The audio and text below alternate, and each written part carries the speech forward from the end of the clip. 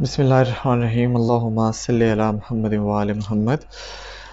تسبیح سے کیسے استخارہ کرنا ہے اس کی میں نے جو حدیث پاک ہے وہ میں نے پوسٹ کر لی ہے، تو میں بس یہ ویڈیو میں آپ کو دکھانا چاہتا ہوں کہ تسبیح کو آپ نے استخارہ کرنے کے لیے کیسے جو ہے وہ استعمال کرنا ہے۔ آپ نے اپنے ذہن میں جو بھی کام ہے، جس چیز کے لیے آپ استخارہ کرنا چاہ رہے ہو، وہ اپنے ذہن میں رکھنا ہے، درود پڑھنا ہے جیسے وہ حدیث میں بتایا گیا۔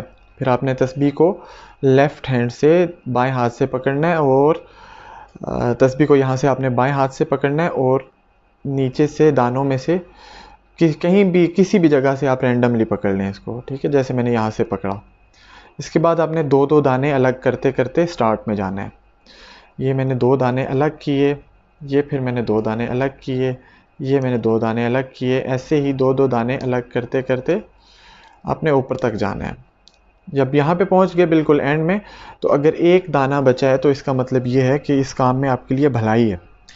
لیکن اگر میں استخارہ کرتا ہوں کوئی کسی کام کے لیے، اور میں دو دانے الگ کیے، دو دانے الگ کیے، دو دانے الگ کیے، ایسے کرتے کرتے اینڈ میں جو دو دانے بچ جاتے ہیں، کیونکہ یہ بھی جب میں کروں گا تو اینڈ میں زیرو، کوئی بھی نہیں بچے گا دانہ۔ اگر ایسا ہوتا ہے تو اس کا مطلب یہ ہے کہ وہ کام میں آپ کے لیے بھلائی نہیں ہے۔